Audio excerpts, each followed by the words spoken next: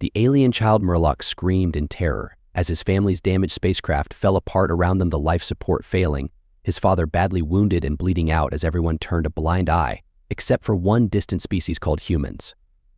The ruthless insectoid krill THX soldiers had blown Merle's homeworld to smithereens, decimating cities and slaughtering civilians. Murloc and his parents, Zoran and Irina, barely escaped the burning ruins in a small shuttle, but Zoran took shrapnel to the gut. Now they drifted helplessly through space, running out of air, Zoran's blood pooling on the floor. They sent distress calls, but no one responded until a khaki warship locked onto their signal. The insectoids wanted to finish the job. "Help us, anyone, please," Irina cried desperately over the comms, but the nearby alien ships ignored them. The pacifist Sleen, the greedy Auric, the haughty Binar, they all switched off their comms and warped away. Only a strange new species calling themselves humans responded to the call, but the human ship was small, lightly armed, and 30 minutes away. The krill THX opened fire. The Zorian shuttle shields failed. They had 5 minutes left, tops. They didn't know if the humans would make it in time, or if these unknown beings would risk their lives to help strangers of another species. All Murloc and his family could do was pray. The KK warship loomed ever closer, its weapons locked onto the crippled Zorian shuttle. Murloc huddled against his mother, tears streaming down his face as he watched his father struggle to breathe, the pool of purple blood beneath Zoran growing larger by the second. Suddenly, a chorus of new voices burst through the comms. A small fleet of ships had arrived in response to their distress call, representing various species from across the galaxy. "This is the Galactic Council fleet," a firm voice announced. "We are assessing the situation." Hope flickered in Irina's eyes as she clutched Murloc tightly, leaning forward, desperate to hear more. There was a long pause filled only with the hiss of static. Then a somber voice spoke again. "The Zorian family is in grave danger, but we cannot risk a direct confrontation with the KC. Their military might is too great." Merlot's heart sank as he looked up at his mother, seeing the hope drain from her face. "We offer our deepest sympathies and support in this trying time," another voice chimed in, sounding almost bored. "Rest assured we will take diplomatic action against the krill THX for this atrocity." "Diplomatic action," Irina whispered, her voice trembling with rage and despair. "My husband is dying. My child is terrified. We need help now," but her pleas were met with silence. The council ships hung back, keeping a safe distance from the looming Case warship. Murloc pressed his face against the cold viewport, watching as the insectoid ship grew larger and larger. He could see the glow of its weapons powering up, ready to deliver the final blow. "Mama," he whimpered, burying his face in her shoulder. "I'm scared."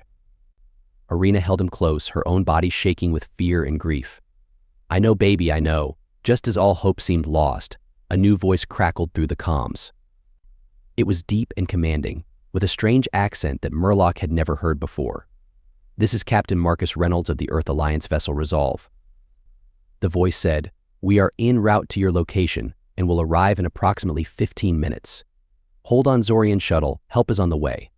Irina's heart raced as she heard the human captain's words. A glimmer of hope sparked within her even as the Case warship loomed ever closer.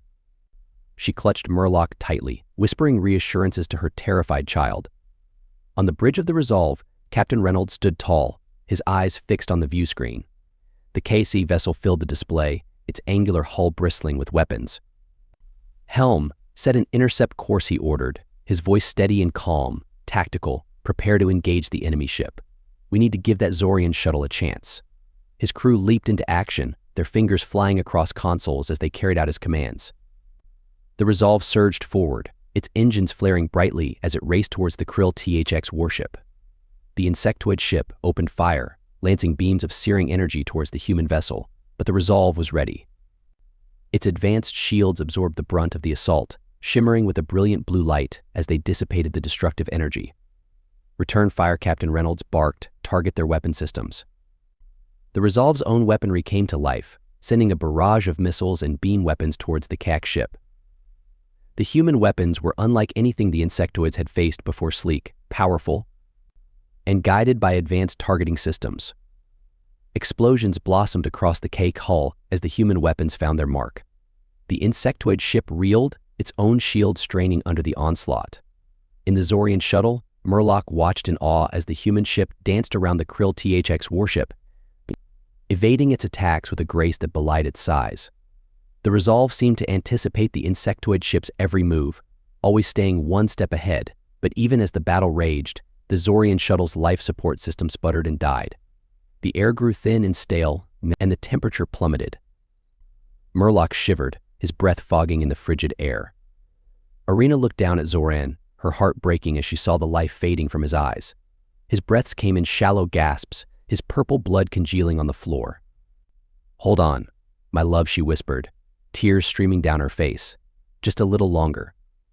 On the Resolve's bridge, Captain Reynolds watched as the Zorian shuttle's vital signs flickered and faded. He knew they were running out of time. "Prepare for emergency transport," he ordered, his voice tight with urgency. "Lock onto the Zorian life signs and beam them directly to the medical bay." His crew hesitated for a moment, their eyes widening with surprise. Transporting unknown aliens aboard was a risky move, one that could potentially expose the ship to unforeseen dangers. But Captain Reynolds was adamant. "We're not going to let them die out there," he said firmly. "Energize." In a shimmering haze of light, Murloc, Arena, and Zoran disappeared from their crippled shuttle and rematerialized on the Resolve. They collapsed to the floor of the medical bay, gasping for air and shivering violently. The human medical team leaped into action, their movements swift and precise. They lifted Zoran onto a biobe, their advanced scanners already assessing his injuries. Murloc clutched his mother's hand, his eyes wide with fear and confusion as he took in the strange surroundings. The human ship was unlike anything he had ever seen before, all sleek lines and gleaming metal, with technology that seemed almost magical to his young mind. But even in the midst of his fear, Murloc couldn't help but feel a spark of hope. The humans had risked everything to save his family, even when no one else would. They had shown a courage and compassion that he had never seen before. As the medical team worked frantically to stabilize Zoran, Captain Reynolds stepped into the room. He looked down at Murloc and Arena, his eyes filled with a warmth and kindness that transcended the barriers of species and language. "You're safe now," he said softly. "We'll do everything we can to help your family." For the first time since the KC had attacked their home world, Murloc felt a glimmer of hope for the future. The human medical bay was a flurry of activity as the doctors and nurses worked to save Zoran's life. They moved with a sense of urgency, their hands a blur as they applied pressure to the gaping wound in his abdomen. Murloc watched in awe as they used strange devices that emitted beams of light and hummed with energy. One doctor, a tall human with kind eyes, leaned over Zoran and spoke in a soothing voice. "Stay with us, Zoran. You're in good hands now." Murloc couldn't understand the words, but the tone was comforting. He clung to his mother's hand as she wept softly, her eyes fixed on her husband's still form. The human doctors worked for what felt like hours, their brows furrowed with concentration. They used techniques and technology that Murloc had never seen before, even in the most advanced hospitals on his home world. Finally, the tall doctor stepped back and wiped his brow. He turned to Arena and spoke softly. "He's stable now. We've repaired the damage to his internal organs and stopped the bleeding. He'll need time to recover, but he's going to be okay." Arena let out a sob of relief and pulled Murloc close. "Thank you," she whispered, her voice trembling. "Thank you so much." The doctor smiled warmly and placed a hand on her shoulder. "You're welcome. We're just glad we could help." As the doctors continued to monitor Zoran's condition, Captain Reynolds entered the medical bay. He was a tall, broad-shouldered human with a kind face and eyes that sparkled with intelligence. He approached Arena and Murloc, kneeling down to be at eye level with the young Zorian. "Hello, Murloc," he said softly. "I'm Captain Reynolds. I want you to know that you and your family are safe now. You can stay on our ship for as long as you need." Murloc looked up at the captain, his eyes wide with wonder. "Why did you help us?" he asked, his voice small and uncertain. No one else would. Captain Reynolds smiled and placed a hand on Murloc's shoulder. "Because it's what we do." He said simply, "Humans have a saying, leave no man behind.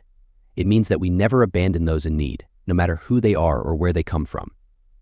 Murloc felt tears welling up in his eyes. He had never encountered such kindness and selflessness before, especially not from a species he had never even heard of. "But you could have been hurt," he said, his voice trembling. "The Krill THX are so strong. Why would you risk your lives for us?" Captain Reynolds looked at Murloc with a serious expression. "Because it's the right thing to do," he said firmly. "We humans believe that every life is precious, no matter what species they are. We couldn't stand by and watch innocent people suffer, not when we had the power to help." Murloc felt a wave of emotion wash over him. He had always been taught that the galaxy was a cold and unforgiving place where only the strong survived, but here were these humans risking everything to save a family they had never even met before. "Thank you," he whispered, his voice choked with tears. "Thank you for saving us." Captain Reynolds smiled and pulled Murloc into a gentle hug. "You're welcome, little one," he said softly. "You're safe now, and we'll do everything we can to help you and your family find a new home." As Murloc clung to the captain, he felt a sense of hope and gratitude that he had never experienced before. The humans had shown him that there was still good in the galaxy, that there were still those who would stand up for what was right no matter the cost. For the first time since the Krill THX had attacked, Murloc allowed himself to believe that maybe, just maybe, everything would be okay. Captain Reynolds stood tall on the bridge of the Resolve, his eyes fixed on the view screen as he addressed the Galactic Council. The Zorian family, safe in the ship's medical bay, weighed heavily on his mind as he prepared to confront the council members who had abandoned them in their time of need. "Esteemed members of the Galactic Council," he began, his voice steady and filled with conviction, "I come before you today not as a representative of humanity, but as a sentient being who believes in the inherent value of all life." The council members shifted uncomfortably in their seats, their holographic images flickering slightly as they avoided the captain's piercing gaze. When the Zorian family sent out their distress call, they were met with silence and indifference. Reynolds continued, his words cutting through the tense atmosphere. They were left to die, alone and frightened, while the Cake warship bore down upon them. He paused, letting his words sink in. "Is this what the Galactic Council stands for? Is this the legacy we wish to leave behind?" The council chamber erupted in a flurry of whispers and murmurs. Some members looked away in shame, while others bristled at the captain's accusatory tone. "We had no choice," one council member spoke up, his voice trembling slightly. "The Krill are too powerful. We couldn't risk a confrontation." Reynolds fixed the council member with a steely gaze. "No choice," he repeated, his voice rising with each word. "There is always a choice. You chose to prioritize your own safety over the lives of innocent beings. You chose cowardice over compassion." The council member flinched, his holographic image flickering as he sank back into his seat. "The purpose of this council is to protect and support all sentient life, regardless of species or origin," Reynolds continued, his voice filled with passion. "If we cannot uphold that basic principle, then what is the point of our existence?" A hushed silence fell over the council chamber. Some members looked down at their hands, while others exchanged uneasy glances. "I implore you," Reynolds said, his voice softening slightly, "let this incident serve as a wake-up call. Let us recommit ourselves to the values that brought us together in the first place.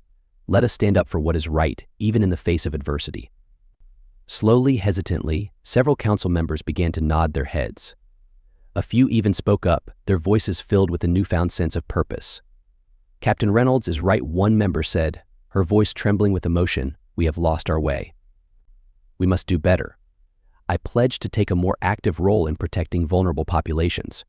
Another member chimed in, his voice filled with determination. "We cannot stand idly by while innocent lives are lost." As the council members voiced their support, Reynolds felt a sense of hope and pride swelling in his chest.